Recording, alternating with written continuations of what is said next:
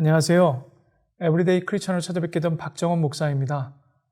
오늘도 거룩한 하나님의 평강과 하나님의 은혜로 가득하시기를 축복합니다.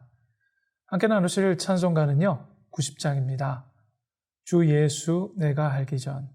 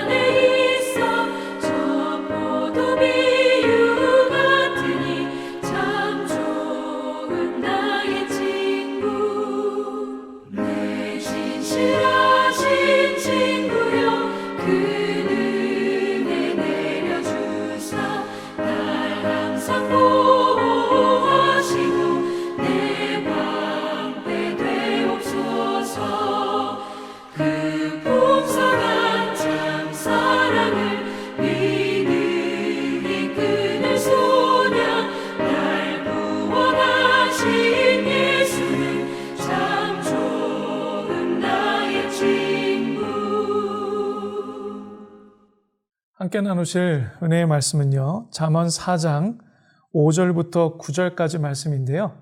그 중에 6절과 7절 말씀만 함께 한 목소리로 읽겠습니다. 지혜를 버리지 말라. 그가 너를 보호하리라. 그를 사랑하라. 그가 너를 지키리라. 지혜가 제일이니 지혜를 얻으라. 내가 얻은 모든 것을 가지고 명철을 얻을지니라. 아멘. 지난 말씀에는 선을 행할 수 있는 힘과 지혜를 가지고 힘껏 선을 베푸는 것이 하나님의 선하신 뜻이며, 이러한 선을 베풀 때에 때로는 낙심할 수 있지만 선을 베풀다가 고난받는 것이 오히려 더욱 하나님을 높이며 기뻐하시는 하나님의 뜻임을 말씀드렸습니다. 왜냐하면 하나님의 선은 세상의 눈으로 볼 때 거북스럽고 불편한 것이기 때문이라고 말씀드린 바 있습니다. 오늘은 4장 6절 말씀을 중심으로 은혜를 함께 나누고자 합니다. 본문 4장의 말씀은 솔로몬이 계속해서 지혜의 중요성과 유익에 대하여 가르침을 주고 있습니다. 그것은 온 마음을 다해 하나님의 지혜를 구하고 사랑하라고 강하게 반복해서 말씀하고 있습니다. 6절에서 보면 지혜를 버리지 말라고 말씀하고 있는데요. 여기서 버리지 말라는 말씀을 다시 원어적 해석으로 보면 떠나지 말라는 의미입니다. 그렇게 하면 하나님께서 살피고 지키고 보호하시겠다는 약속의 말씀을 하고 계십니다. 더불어 그를 사랑하라고 본문은 말씀하고 있는데요. 히브리 원어인 아하브라는 이 단어는요, 무엇을 얻으려는 극렬한 욕망으로 헐떡이다라는 뜻입니다. 이는 이성 간의 불타는 뜨거운 사랑을 묘사한 것이기도 하고요. 이와 같이 지혜를 사랑하라고 말씀하고 있는 대목입니다. 또한 그렇게 하면 분명히 지키시겠다고 오늘 본문 말씀은 기록하고 있습니다. 여기서 지키리라 라는 말씀의 원어적 의미는요, 보살피다, 방어하다, 성을 포위하다 등의 뜻을 가지고 있습니다. 이는 군사적 차원에서 적으로부터 방어하고 보호해 준다는 의미입니다. 다시 말씀드리면 확고하고 분명한 안정과 보호를 제공하겠다라는 약속의 말씀이기도 합니다. 지혜를 구하고 사랑하는 사람들이 얻는 하나님의 약속의 말씀이지요. 여러분도 모두 아시겠지만 다윗의 삶은 말 그대로 절망과 살인의 위협 속에서 수많은 갈등과 고통을 당하였고요. 그럼에도 불구하고 왕의 자리에 올라 단순히 왕으로서만 권력을 탐하고 살아간 것이 아니라 나라를 신앙적으로, 경제와 군사적으로 견고하게 세워간 인물이기도 하였습니다. 이와 같은 삶을 살 수 있었던 분명한 이유는요, 그가 위기의 변화 속에서도 하나님의 법과 말씀을 따르기 위하여 최선을 다하였고 사람의 지식과 지혜 명철보다 하나님의 지혜와 명철을 믿고 순종하였기 때문이라 성경은 분명히 드러내고 있습니다. 디모데후서 1장 12절 말씀을 보시면요. 이로 말미암아 내가 또 이 고난을 받되 부끄러워하지 아니함은 내가 믿는 자를 내가 알고 또한 내가 의탁한 것을 그날까지 그가 능히 지키실 줄을 확신함이라. 아멘.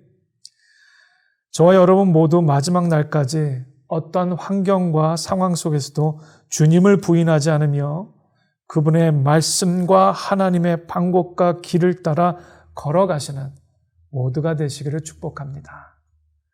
그리고 7절에서는 이러한 지혜에 대하여 다음과 같이 언급합니다. 제일이다, 곧 최고다 라고 말합니다. 보통 우리가 인생을 통해 최고다라고 언급하고 소개할 때는 이는 확실하다, 분명하다, 의심할 여지가 없다 등의 의미를 내포하고 있습니다. 솔로몬의 제일이다 라는 이 표현은요, 그의 아버지 다윗의 이야기로부터 자신의 삶을 통하여 체험하고 자신 있게 소개할 수 있는 분명한 내용이며 확신할 수 있는 것이라는 말씀입니다. 9절에서 다음과 같이 말씀합니다. 그가 아름다운 관을 너의 머리에 두겠고 영화로운 면류관을 너에게 주리라 하셨느니라. 이 말씀은요, 지혜를 가진 자는 왕이 누리는 영화와 같은 최고의 영화를 누린다는 의미입니다. 그런데 여기서 우리가 잊지 않아야 할 한 가지 사실이 있습니다. 지혜를 얻는 데는 반드시 값을 치루어야 한다는 겁니다. 7절 말씀에 내가 얻은 모든 것을 가지고 라고 기록하고 있습니다. 지혜의 가치는 말을 해서 이해되고 믿어지는 것이 아니라 체험하고 직접 깨닫지 않으면 그 가치를 알 수가 없습니다. 그러므로 더더욱 자신의 모든 것을 투자할 만한 가치로 여길 수도 없겠지요. 그러나 하나님의 지혜의 기중함과 위대함을 알면 자신의 모든 것을 드릴 수 있다는 겁니다. 바벨론의 느부갓네살 왕이 금신상을 세우고 거기에 절하라 했을 때 다니엘과 세 친구, 즉 사드락, 메삭, 아벳느고가 행한 일을 여러분 기억하실 겁니다. 금신상에 절하지 않으면 뜨거운 풀무불에 던져 죽음을 면치 못할 것을 알면서도 죽음의 극단적인 위기 앞에 그들은 다음과 같이 결정합니다. 왕이여, 우리가 섬기는 하나님이 계시다면 우리를 맹렬히 타는 풀무불 가운데에서 능히 건져내시겠고 왕의 손에서도 건져내시리이다. 그렇게 하지 아니하실지라도 왕이여, 우리가 왕의 신들을 섬기지도 아니하고 왕이 세우신 금신상에 절하지도 아니할 줄을 아옵소서. 아멘. 이뿐 아니라 다니엘 또한 왕 외에 다른 누구에게 절하거나 기도하는 것을 금하는 법령 아래서 이를 어길 시 사자굴에 던짐을 받아 죽임을 당하는 사실을 알고도 하루 3번씩 하나님의 성전이 있는 곳을 향하여 기도하는 것을 금하지 않았다고 성경은 기록합니다. 이들 모두 누구의 지혜를 따른 사람들일까요?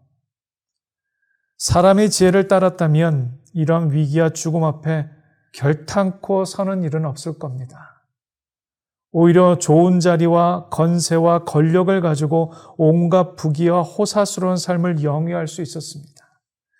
그러나 그들의 선택은 하나님의 말씀 곧 지혜를 따랐다는 것이 성경의 분명한 기록입니다. 그만큼 하나님의 지혜와 뜻, 곧 말씀이 귀하고 귀하다는 것을 또한 아름다우며 온전한 것임을 믿으시기를 축복합니다. 고린도전서 15장 58절에는요. 그러므로 내 사랑하는 형제들아, 견실하며 흔들리지 말고 항상 주의 일에 더욱 힘쓰는 자들이 되라. 이는 너희 수고가 주 안에서 헛되지 않은 줄 알미라. 아멘. 이러한 견고한 지혜 위에 저희 모두에게 부어주신 은사를 가지고 주님의 선한 일에 힘쓰며 애쓸 때에 혹여나 이를 의심하게 하거나 지혜의 가치를 축소하여 말하는 사람들이나 세상 지혜를 말하며 현혹하는 이들 앞에서 당차게 흔들림 없이 믿음의 길을 선택하고 진리의 길, 지혜의 길을 걸어가시는 저와 여러분 모두가 되시기를 이 시간 축복합니다. 함께 나누실 중보기도 내용은요, 지혜를 귀하고 소중히 여기는 마음과 순종할 수 있는 온전한 결단이 있도록 도와 주옵소서.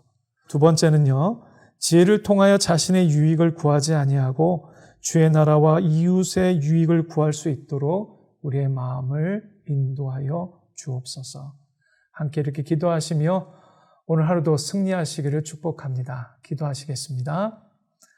사랑 많으신 하나님, 하나님이 위로부터 허락하여 주신 귀한 은혜와 또한 아버지 그 진리의 약속의 말씀인 그 지혜를 하나님 우리가 결탄코 놓치거나 포기하지 않도록 도와주시고 오늘 하루도 약속의 말씀을 붙잡고 살아낼 수 있는 저와 우리 모두가 될 수 있도록 주님 함께하여 주옵소서. 예수님 이름으로 기도합니다. 아멘.